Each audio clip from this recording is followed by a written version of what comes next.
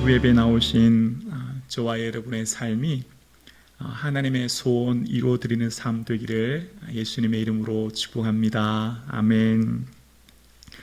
인생의 오랜 계획과 준비로 세웠던 일들이 중단되고 실패될 때 마음이 크게 낙심되지 않습니까?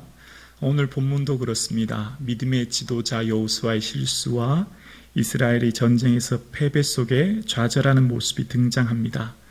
전혀 예상하지 못했던 실패로 말미암아 이스라엘이 곤혹을 당하고 있는 상황인데요.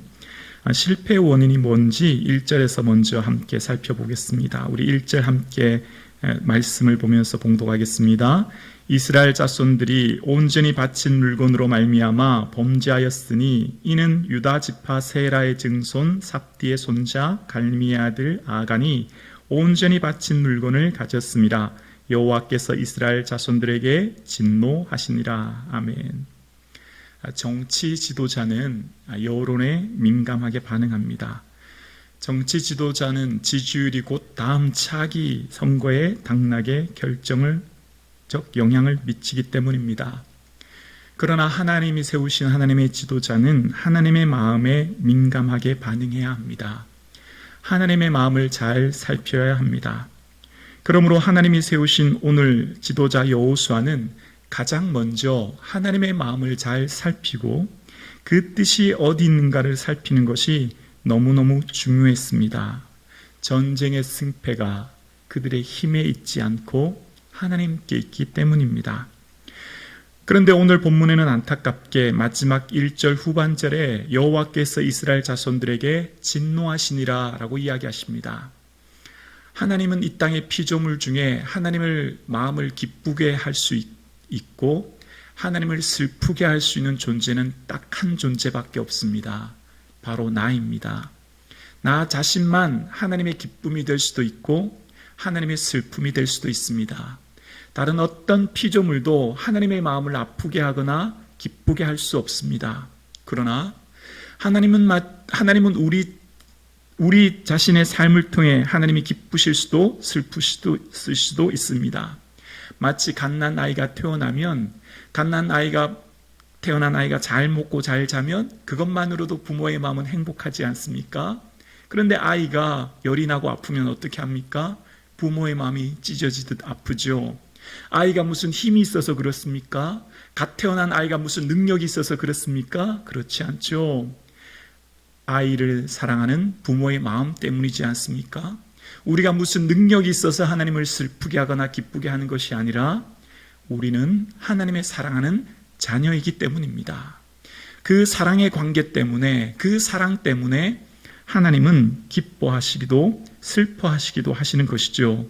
그런데 오늘 본문에 하나님이 진노하신다고 하십니다. 왜 진노하실까요? 바로 이스라엘의 백성의 삶 때문에 그렇습니다. 하나님이 진노하신다면, 그리고 여호수아가 전쟁에 나가기 전 가장 먼저 뭘 해야 될까요? 하나님이 세우신 믿음의 지도자라면 하나님, 저희가 이제 아이성 전투를 앞두고 있는데요. 어떻게 해야 될까요? 먼저 여쭈어야 되죠. 그랬다면 하나님의 마음이 어떤지, 하나님이 왜 진노 중에 있는지 깨달아 알았겠지요. 먼저 알았다면 아간을 불러 먼저 책망하지 않았을까요? 그를 돌이키라 회개하라 말하지 않았을까요? 징계는 다 받는 것이오늘 너희가 없으면 사생자요 친아들이 아니니라 이야기합니다. 징계는 하나님의 사랑의 징표인 것이죠. 좋은 목사는 어떤 목사일까요? 좋은 목사는 하나님의 마음을 잘 헤아리는 목사입니다. 하나님의 무엇 때문에 아파하시고 속상해 하시는지, 그렇다면 하나님이 아파하시는 것, 그것이 사람이라면 그 사람에게 권면하고 책망하고 징계하지요. 사람 눈치 보는 것이 아니라 하나님 눈치 봐야 되지요. 그것이 곧 그 공동체가, 그 사람이 사는 길이기 때문입니다. 좋은 성도는 어떤 성도일까요? 하나님 마음 헤아리는 성도가 좋은 성도이지요. 그래서 그 하나님 마음을 헤아려 드려 하나님이 뭘 기뻐하시는지를 살피는 성도가 좋은 성도이지요. 그 눈으로 하나님이 세우신 지도자를 보는 것입니다. 세우신 믿음의 지도자가 하나님을 기쁘시게 하는 사람인지 사람을 기쁘시게 하는 사람인지를 살펴보는 성도, 그 성도가 좋은 성도인 것이죠. 그렇다면 오늘 세우신 믿음의 백성들, 이스라엘 백성들도 그렇게 해야 되지 않겠습니까? 그들이 세운 지도자 여호수아가 하나님 마음 잘 살피는지 그렇지 않은지를 그들은 보았어야지요. 또한 여호수아 역시 그랬습니다. 하나님이 자기에게 맡겨주신 그 리더십 권위를 자신을 위해 사용하는 것이 아니라 하나님을 위해 사용하려면 먼저 하나님의 뜻을 물었어야 하는 것입니다. 왜냐하면 전쟁의 승패가 그들의 힘과 능력이 아니라 하나님께 달려있기 때문입니다. 오늘 일부 예배 드리시는 사랑하는 성도님, 우리의 인생의 승패가 어디에 달려 있습니까? 저와 여러분의 인생의 승패가 우리의 힘, 우리의 능력, 우리의 지혜에 달려 있습니까? 그렇지 않다는 것 우리 너무나 잘 알고 있습니다. 우리의 인생의 승패는 오직 살아계신 하나님의 손에 달려 있습니다. 죽이기도 하시고 살리시기도 하시는 하나님, 성공하게도 하시고 실패하게도 하시는 하나님, 병들게도 하시고 치유하게 하시도 하시는 하나님이, 치유하게도 하시는 하나님이 우리의 하나님이시기에 모든 것이 주님의 주권 아래 있음에 하나님의 마음 살피는 것이 인생의 승패가 결정되어 있는 것입니다. 이스라엘의 패배 원인이 군사의 숫자에 있었습니까? 오늘 아이성 패배 원인이 그들의 작전에 있었습니까? 그렇지 않습니다. 이스라엘의 패배의 진짜 원인은 하나님의 본심을 살피지 못한 데 그 문제가 있었던 것입니다. 그들의 전쟁에 나갈 때 전쟁의 무기와 숫자와 작전이 아니라 하나님의 마음에는 아무런 관심도 없는 채 그들의 생각대로 전쟁을 치렀기 때문입니다. 그렇습니다. 인생의 실패는 나의 능력, 재능, 힘이 부족해서가 아닙니다. 하나님 마음 잘 헤아리지 못해서인 것입니다. 나를 향한 하나님의 계획과 뜻을 알지 못해서인 것이죠. 그래서 하나님의 마음, 하나님의 관심은 제쳐둔 채 내 계획과 내 마음만 앞세워 살아갔기에 그런 것이죠. 오늘 이스라엘 백성들도 마찬가지였습니다. 그들의 전쟁의 패배는 신식, 무기나 병법에 있는 것이 아니라 하나님 마음 헤아리지 않은 것에 문제가 있었습니다. 이스라엘 백성들의 문제는 전쟁에서 패배가 그들의 문제였습니다. 당장 아이성 패배로 전사자가 발생한 것이 그들에게는 큰 문제였죠. 그러나 진짜 문제는 그것이 아니었습니다. 진짜 문제는 하나님 마음 헤아리지 못하는데 진짜 문제가 있었습니다. 하나님 마음 알지 못하는데 진짜 문제가 있었던 것입니다. 그것을 알지 못하면 100번 싸워 100번 패배할 것이기 때문입니다. 이스라엘 백성들이 하나님은 진노하고 계심을 몰랐던 것입니다. 오늘 하나님의 진노는 어떻게 이루어졌습니까? 그들에게 무슨 하늘에서 불이 떨어졌습니까?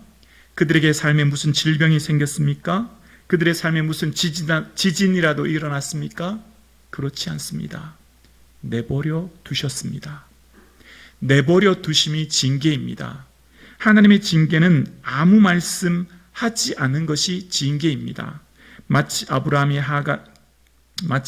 이스마엘과 사이에서 하가를 넣고 13년 동안 침묵하셨던 하나님, 말라기 이후 400년 동안 침묵하셨던 하나님, 침묵하시는 하나님이 진노하시는 하나님이십니다.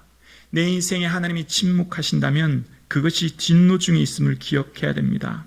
그런데 이스라엘 백성들은 그 진노를 모른 채 여호수아가 어떻게 합니까? 2절에서 5절까지 내용인데요. 중요한 우리 3절만 함께 봉독해 볼까요?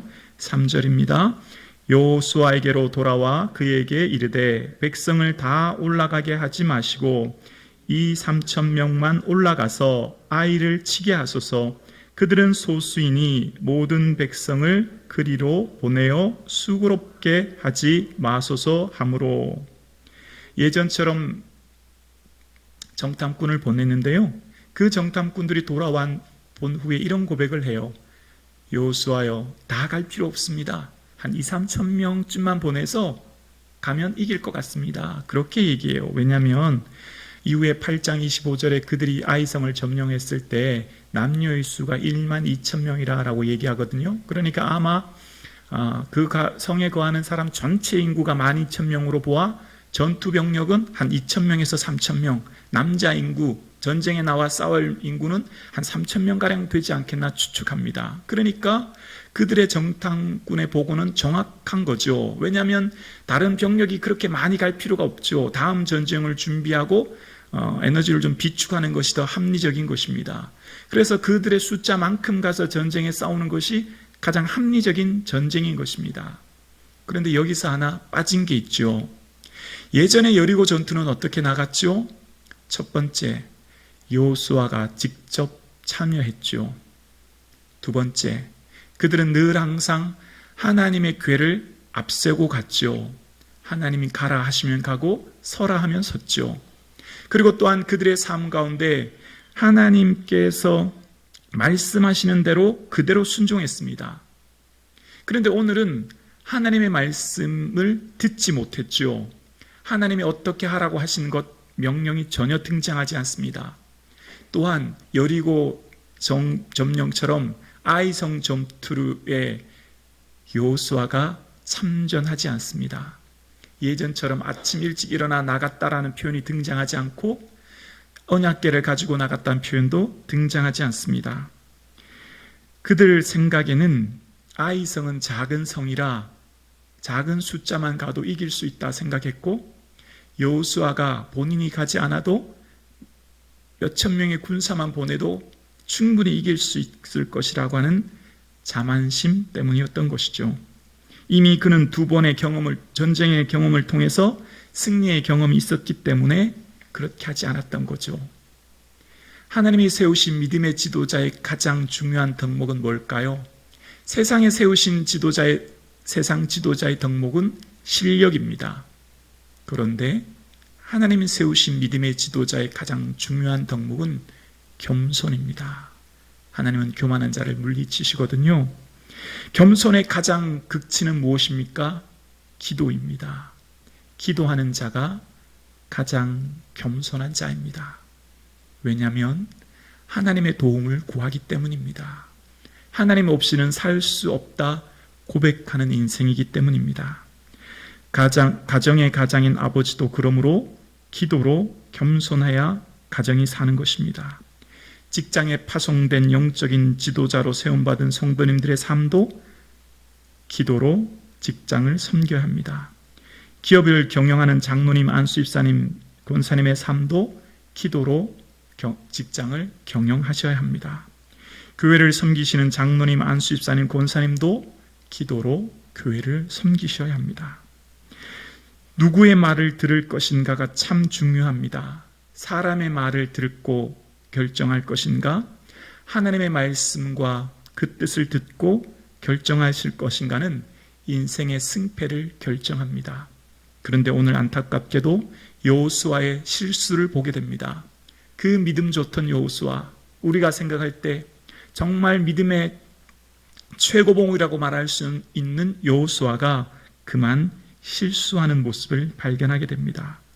하나님의 뜻을 먼저 묻지 않고 정탐꾼들의 말을 듣고 그들의 판단과 그들의 결정대로 여호수아가 결정하여 패배를 경험했던 것을 바라보게 됩니다.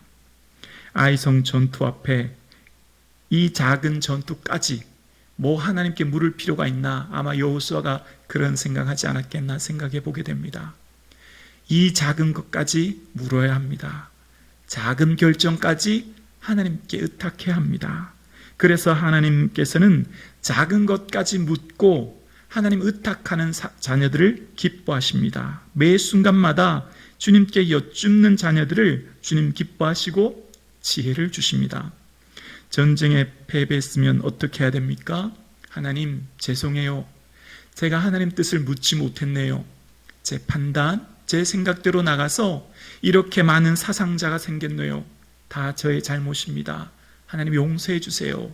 그렇게 해야 되지 않겠습니까? 그것이 믿음의 지도자의 모습 아니겠습니까?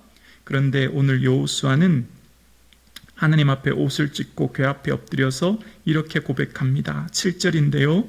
함께 봉독해 하시겠습니다.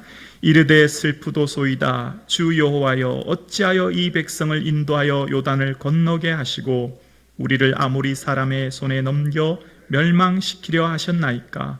우리가 요단 저쪽을 만족하게 여겨 거주하였다면 좋을 뻔하였나이다. 아멘. 성도는 실패로 망하지 않습니다. 하나님이 붙들고 계시기 때문입니다. 그런데 여호수아는 하나님 너무너무 슬픕니다. 왜? 어떻게 우리를 저 아모리 사람들의 손에 멸망시키십니까? 그렇게 이야기하고 하나님 탓하며 앉아있는 모습을 바라보게 됩니다. 지금 아모리 사람들 때문에 민족이 멸망할 것 같다고 고백하고 있어요. 실패하면 그 실패가 내 눈에는 너무 크게 보이거든요. 그 실패가 나를 집어삼킬 것 같거든요. 그 실패 때문에 내가 숨막혀 죽을 것 같거든요. 그래서 여호수아도 하나님 내 마음이 너무 슬픕니다. 어떻게 이 아모리 사람들 때문에 우리 민족을 멸망시킵니까? 그런 얘기해요. 하나님이 그 실패로 이스라엘 멸망시키실까요? 그런 하나님 아니죠. 그런데 왜 이런 고백할까요? 하나님 마음 잘 살피지 못하면, 하나님 마음의 본심을 알지 못하면, 문제 때문에 낙심하면 이런 일이 벌어지는 거예요. 그래서 믿음은 자랑할 수 없어요. 늘 항상 믿음은 현재형인 거예요. 과거의 믿음 자랑하면 안 돼요. 과거에 아무리 큰 경험해도 현재의 믿음이 중요한 거죠. 과거에 아무리 여리고성 승리해도 믿음은 늘 현재형이 되어야 합니다. 그 믿음 좋던 여호수아도 하나님 왜 우리를 아무리 사람 때문에 멸망시키십니까? 그리고 또 어떤 고백하나요? 우리가 요단 저쪽을 만족하게 여겨 거주하였다라면 좋을 뻔하였나이다. 후회하고 있어요. 성도는 후회하는 인생이 아니라 회개하며 살아야 되죠. 하나님께서 주신 일들로 인하여 하나님, 이런 일들로 인하여 내가 내 삶에 실패했는데 어떻게 할까요? 회개하는 것이 하나님께서 주시는 마음인 거예요. 그런데 오늘 여호수아는 후회하며 좋을 뻔하였습니다. 차라리 우리가 이 요단강 건너지 않고 저 요단 동편에서 안주하며 살았으면 이런 희생자 없었을 텐데, 과거에 그냥 요단 동쪽에 살면 좋을 뻔했습니다. 후회하고 탄식하고 하나님 탓하고 앉아있는 거예요. 성도의 삶은 하나님이 붙드십니다. 그것 때문에 망하지 않아요. 그것 때문에 실패하지 않습니다. 그것 때문에 영원히 그의 인생 버리지 않으십니다. 그것 때문에 하나님 깨닫게 하시고 다시 세우시거든요. 그런데 믿음의 지도자는요, 그것 때문에 마치 망할 것 같다고, 그것 때문에 우리 백성이 저 가난한 사람들이 둘러싸여져서 우리가 세상에 끊어질 것 같다고 하나님 앞에 탄식하는 모습을 발견하게 됩니다. 실패를 만나면 모든 것이 끝난 것 같습니다. 다 망한 것 같습니다. 그래서 여호수아도 멸망이라는 단어를 쓰고 있습니다. 이스라엘이 다 멸망할 것 같고, 이스라엘이 다 끊어질 것 같고, 이스라엘이 다 그 실패 속에 죽을 것 같은 생각을 한 거예요. 마치 작은 불꽃이 초가집을 태우듯 작은 실패의 생각이 그 온 마음을 감싸 인생이 곧 나락으로 떨어질 것 같은 생각을 한 것입니다. 그러나 실패의 때는 후회의 시간이 아니고요, 회개의 시간이고, 실패의 때는 낙심의 시간이 아니고 소망을 바라볼 때거든요. 하나님과 관계가 끊어지면 이런 일이 벌어지는 것입니다. 실패 때 기억해야 될 중요한 것은 한 번 실패로 망하지 않는다는 것입니다. 하나님은 우리가 실수한 것 때문에 우리를 버리지 않으십니다. 우리가 실수했을 때 버리시는 것이 아니라 회개치 아니하심으로 하나님 마음 아파하십니다. 하나님은 우리 죄를 심판하심이 아니라 그 죄를 돌이키고 회개할 기회를 주시는 것입니다. 하나님은 우리가 실수한 것, 실패한 것 때문에 버리시는 하나님이 아니시요, 그 실패를 통해 하나님의 원래의 마음을 깨닫게 하시는 분이십니다. 우리의 인생 가운데 어렵고 힘든 일이 있을 때 하나님 바라보심으로 하나님께서 주시는 소망을 바라보시는 저와 여러분 되실 수 있기를 주님의 이름으로 축복합니다. 이제 침묵하셨던 주님께서 여호수아 앞에 패배의 원인을 드디어 말씀하십니다. 일어나라 말씀하시면서 11절에 이렇게 말씀하시죠. 11절입니다. 함께요. 이스라엘이 범죄하여 내가 그들에게 명령한 나의 언약을 어겼으며 또한 그들이 온전히 바친 물건을 가지고 가고 도둑질하며 속이고 그것을 그들의 물건들 가운데 두었느니라. 하나님의 언약을 어겨 도둑질하고 속였다 말씀하십니다. 하나님께서 그 진노하심으로 12절과 13절에 말씀하시기를 그 물건을 제하지 않으면 내가 너희와 함께 있지 않겠다. 두 번째, 그 물건을 제하지 않으면 너희는 절대 원수들 앞에 능히 맞서지 못한다. 전쟁이 이기지 못한다. 두 가지를 말씀하고 계셨습니다. 왜냐하면 여리고성 점령한 후에 분명히 너희들은 온전히 바쳐진 물건을 손대지 말라. 그럼 너희가 고통을 당할 것이다. 6장 18절에 말씀하셨던 거예요. 그런데 하나님께서 말씀하신 것을 잊고 하나님의 언약을 어겼기 때문에 하나님께서는 너희와 함께 있지 않겠다라고 하셨어요. 가장 큰 진노가 뭘까요? 하나님이 떠나시는 거예요. 임마누엘 하나님이 그와 함께 하지 않으시는 것입니다. 하나님이 그를 떠나시면 그는 그의 삶 가운데 영원한 패배를 경험할 수밖에 없거든요.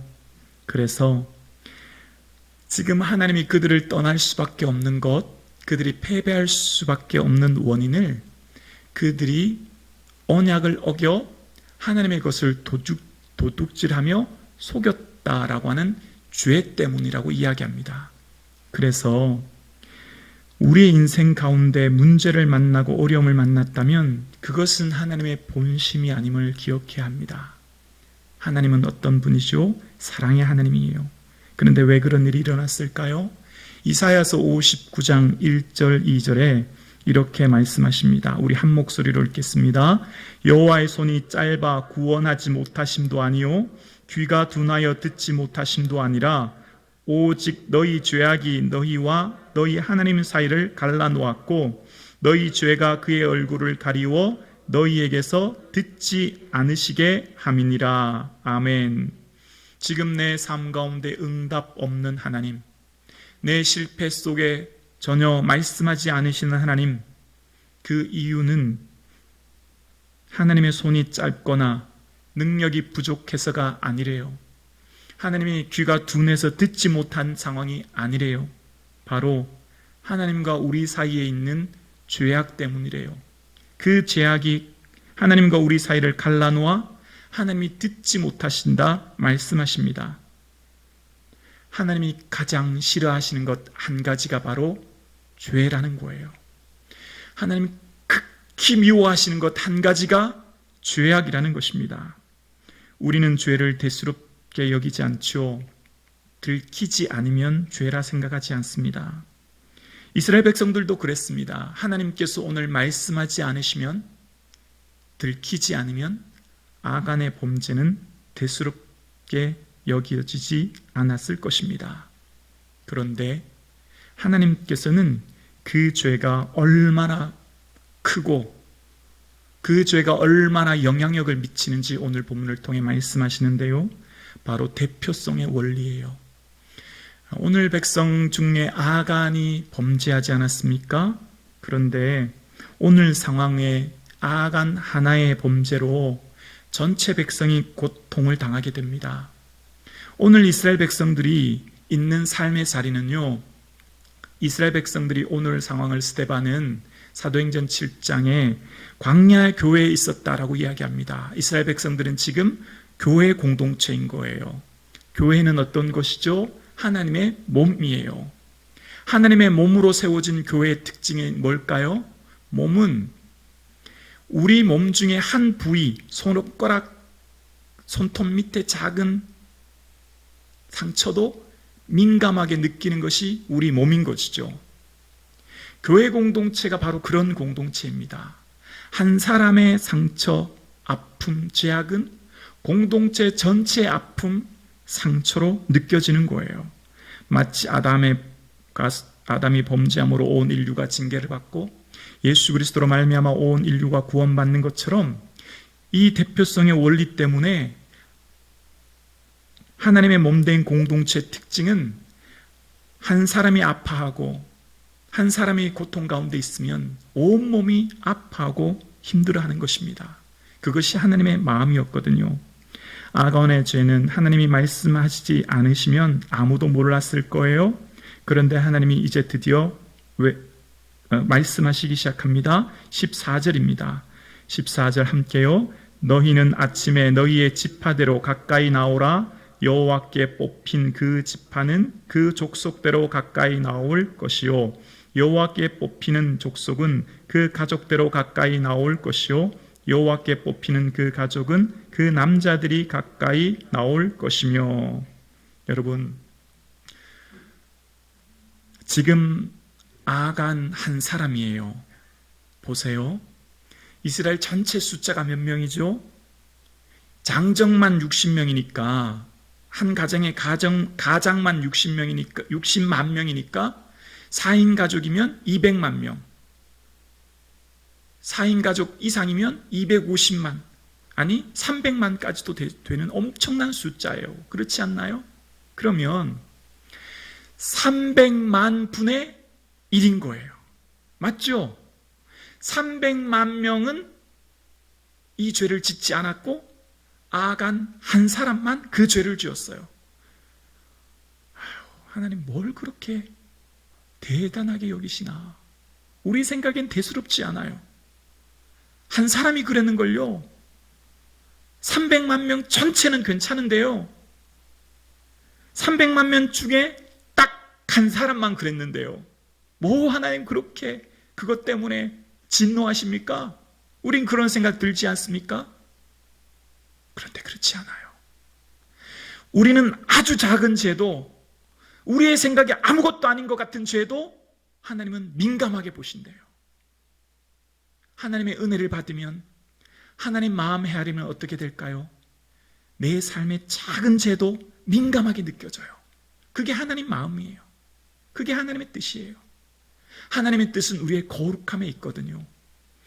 300만 명 전체가 아무 죄를 짓지 않고 아간 한 사람, 딱 한 사람의 죄를 하나님은 마음 아파하시고 징계하십니다. 그러면서 이제 16절 이하에 하나님께서는 이스라엘 전체 지파 중에 12지파 중에 한 지파를 택하십니다. 유다 지파를 택합니다. 2차 인구조사 당시 유다 지파는 76,500명, 약 7만 명 정도 되니 60만 중에 7만 명을 따로 세웠습니다. 60만 중에 7만 명을 따로 세웠고 그 유다 지파 전체 중에 또 세라 족속을 또다시 새로 세웁니다. 또 그 중에 7만 명 중에 또 한 가문을 세우는 거예요. 그 중에 또 삽디의 가족을 또 세웁니다. 왜 점점 시간을 두어서 이렇게 세울까요? 그냥 처음부터 야 아간 너 잘못했지? 너 회개해야 된다? 그러지 않으실까요? 60만 중에 7만 5천 명 따로 세우고 7만 5천 명 중에 수십 명을 따로 세우고 그 수십 명 가문 중에 또 한 명을 세우는 이유는 뭘까요? 회개의 시간을 주시는 거예요. 회개의 기회를 주시는 거예요. 회개의 기회는 우리가 이 육신의 몸을 입고 있는 기간 동안만 가능해요. 천국 가는 기회는 이 땅에 육신을 입고 있는 이때만 가능해요. 회개하라 천국이 가까웠느니라 말씀하시는 그 천국, 그 하나님 나라는 회개의 시간, 그래서 믿음을 붙들고 영원한 하나님 나라를 소유할 수 있는 기회는 이 땅 이 시간에만 가능해요. 회개의 기회는 영원히 우리에게 있지 않아요. 곧 사라질 거예요. 곧 이 기회는 사라져 없어져 버립니다. 아간 한 사람의 죄를 지파별로, 가문별로, 또 가족 수대로 다시 세우시는 이유는 아마 이렇게 하려면 반나절 이상 시간이 걸리지 않았을까요? 아간은 조마조마하며 가슴 졸이며 있지 않았을까요? 차라리 그 시간에 손 들고 나와 하나님 제가 잘못했습니다. 제가 죄인입니다. 애통해 하면 얼마나 좋았을까요? 회개는 기회의 시간이 있습니다. 다시는 돌아오지 않습니다. 그런데 아간에게 그 기회가 사라져 버리죠. 그리고 아간이 지목되었을 때 내 아들아 청하노니 숨기지 말고 말하라 여호수아가 말하고 아간이 이제 그 죄를 고백합니다. 21절입니다. 함께요. 내가 노략한 물건 중에 시날산의 아름다운 외투 한 벌과 은 200세겔과 그 무게가 50세겔 되는 금덩어리 하나를 보고 탐내어 가졌나이다. 보소서 이제 그 물건을 내 장막 가운데 땅속에 감추었는데 은은 그 밑에 있나이다 하더라. 아멘. 아간이 자기가 무슨 물건을 얼마만큼 숨겼는지 고하는 시간입니다. 그런데 오늘 본문 21절에 보면 탐내어 가졌다라고 하는 탐내다의 원어의 뜻이 히브리어 뜻은 하마드라고 하는 것인데요. 이 하마드라고 하는 것은 바라다라는 뜻이에요. 이것은 이럴 때 쓰는 것입니다. 생각으로 바라는 거예요. 말이 아니라 생각으로 바라는 거예요. 그런데 이것이 어디에 쓰였냐면 하나님께서 십계명을 이야기하실 때 기억나십니까? 십계명의 마지막 10번째 계명이 내 이웃의 집을 탐내지 말라라고 하실 때 그 탐내지라고 할 때 그 단어가 하마드라는 단어예요. 그러니까 이 하마드라는 단어가 오늘 똑같이 쓰인 거예요. 그러니까 하나님께서 이 십계명의 이웃의 집을 탐내지 말라라고 했을 때는요, 행동을 안 하고 말을 하지 않았음에도 불구하고 생각 보시는 하나님을 이야기하시는 것입니다. 그 생각 속에, 그 마음 속에 탐욕의 생각을 품지 말라 하시는 거예요. 이것이 얼마나 어려운 일입니까? 이것이 얼마나 힘든 일이에요. 자본주의 사회에 돈이면 다 되죠. 우리는 돈에 가장 취약합니다. 자본주의의 모든 가치는 돈 하나로 다 바뀌어집니다. 사람의 능력, 인격과 능력은 연봉 하나로 다 결정되어집니다. 돈이면 다 되는 세상에 살고 있어요. 그렇기 때문에 우리는 돈을 탐내지 않는다고 하는 것 얼마나 어려운 것인가를 잘 알고 있습니다. 이 땅을 살아가는 우리에게 그럼에도 불구하고 하나님께서는 우리 인생 가운데 이 세상 바라보고 정함이 없는 재물에 소망 두지 말고 주님만 바라보라 하십니다.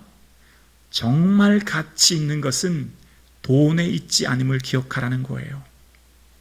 정말 가치 있는 건강, 사랑, 믿음은 돈으로 살 수 없죠. 오늘 예배 드리시는 저와 여러분, 이 하루를 살 수 있는 건강을 돈으로 산다면 얼마를 주고 살 수 있겠습니까? 오늘 이 예배당에서 나와 예배 드릴 수 있는 우리에게 주신 믿음을 돈으로 주고 산다면 얼마를 주고 살 수 있겠습니까? 정말 가치 있고 귀한 것은 돈으로 살 수 없는 것이죠. 하나님이 주시는 것입니다. 하나님 안에서만 깨닫는 거예요. 그래서 하나님 안에 머물 때 정말 가치 있고 귀한 것이 주님 안에 있음을 바라보고 깨닫게 될 때 이 땅의 것보다 더 중요한 가치를 깨닫게 되고 하나님의 은혜 안에 있는 것이 참된 행복임을 깨닫게 되는 거죠. 그래서 탐심은 우상 숭배라고 말씀하세요. 이 땅의 것 누리고 위해 얻기 위해 나가다 보면 거기에 도취되어 이 땅의 것 살려고 하늘의 것 팔아버리는 어리석은 인생 살 수밖에 없기 때문에 착각하며 살 수밖에 없기 때문에 이 땅의 것 많이 누리면 성공한 것 같고 더 행복한 것 같지만 참된 성공과 행복이 하나님 안에 있음을 깨닫게 하기 위해 말씀하시는 거죠. 그러면서 24절로 26절까지 그 가족과 모든 소유물을 돌로 치라 말씀하십니다. 그들 삶 가운데 있는 죄의 씨앗을 잘라버리는 모습을 발견하게 되어요. 그런데 우리는 아간의 모습을 보면서 우리가 아간에게 돌을 던질 수 있을까 생각하게 됩니다. 가족, 이 건기에 추운 겨울 보낼 수 있는 외투 한 벌 보내는 것이 정말 그렇게 큰 잘못일까? 가족과 함께 행복한 삶을 누리려면 돈이 필요한데 금덩이 음덩이 숨겼던 아간이 정말 그렇게 우리 생각에 말입니다. 우리가 그 아간에게 정말 돌을 던질 수 있을까? 그 생각이 들어요. 그러면서 오늘 본문을 묵상하면 하나님, 나는 아간보다 더 큰 주인임을 바라보게 됩니다. 내가 오늘 살 수 있는 것, 나는 원래 본질상 진노의 자녀임을 알게 됩니다. 주여, 은혜 주시니 감사합니다. 깨닫게 되어요. 300만 명 중에 한 사람 아간의 죄를 찾으시는 주님, 내 인생을 살펴보아 내 죄를 낱낱이 살펴고하라 말하시면 내 죄가 얼마나 많고 티끌보다 많은 것이 내 죄일 텐데 하나님은 그 죄를 묻지 않으시고 오늘 은혜 주시는 하나님을 바라보게 됩니다. 그러면서 그 좋으신 하나님이 얼마나 좋으신지를 우리는 에베소서 2장을 통해 깨닫게 되어집니다. 에베소서 2장 3절 말씀에 하나님께서 말씀하십니다. 함께요, 전에는 우리도 다 그 가운데서 우리 육체의 욕심을 따라 지내며 육체와 마음에 원하는 것을 하여 다른 이들과 같이 본질상 진노의 자녀였더니 긍휼이 풍성하신 하나님이 우리를 사랑하신 그 큰 사랑을 인하여 허물로 죽은 우리를 그리스도와 함께 살리셨고 너희는 은혜로 구원을 받은 것이라. 아멘. 우리는 이미 본질상 죽어야 할 자, 허물과 죄로 죽어야 할 진노의 자녀인데 오늘 하루에만, 어저께 하루에만도 지은 죄가 얼마나 많고 티끌보다 많은 것이 내 죄인데 예수 그리스도의 십자가 보혈로 덮으시고 중간에 막힌 담을 허시고 너희에겐 더 이상 죄 없다 칭해주시고 우리를 의인이라 불러주신 하나님, 그리고 우리에게 구원을 은혜로 선물로 주신 하나님, 그리고 오늘 우리가 이 예배 자리로 나오신 하나님께 감사할 수밖에 없는 것입니다. 그래서 우리의 삶에 정말 감사해야 될 것은 바로 우리에게 주신 믿음으로 인하여 감사하게 되는 줄로 믿습니다. 이것을 알 때 우리의 삶에 진정한 감사와 찬양거리가 여기 있음을 알게 되어요.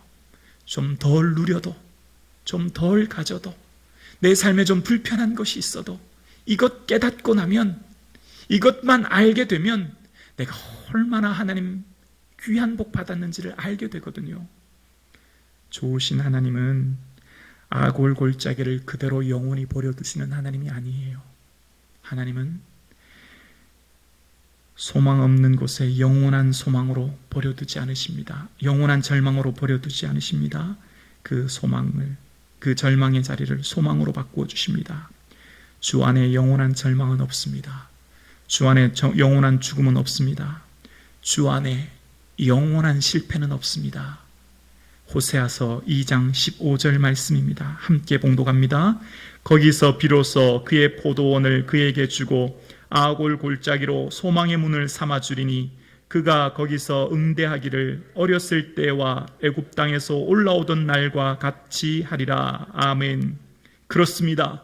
하나님 앞에 나오는 자, 하나님 마음 헤아리는 자, 하나님의 뜻을 깨닫는 자는 소망에 없는 절망의 자리가 소망의 문으로, 아골 골짜기를 소망의 문으로 바꿔주시는 하나님을 발견하게 되어요. 그래서 슬픔이 변하여 춤이 되게 하신 하나님, 베옷을 벗기고 기쁨이 되게 하신 하나님을 발견하게 됩니다. 성도의 삶에 영원한 절망은 없습니다. 성도의 삶에 영원한 패배는 없습니다. 성도의 삶에 영원한 실패는 없습니다. 성도의 삶에 영원한 죽음은 없습니다. 우리에게는 예수님이 계시기 때문입니다. 우리에게는 하나님이 계시기 때문입니다. 저와 여러분은 하나님이 붙들고 계시기 때문입니다. 그러므로 지금 만난 내 삶의 아골 골짜기는 하나님이 반드시 소망의 골짜기로 바꾸어 주실 줄로 믿습니다. 이 믿음 붙드시는 저와 여러분 되실 수 있기를 주의 이름으로 축원합니다. 지금 어떤 아골 골짜기로 하나님은 반드시 소망의 문으로 바꿔주시는 좋으신 하나님을 바라보시는 이 시간 될 수 있기를 주의 이름으로 축원합니다.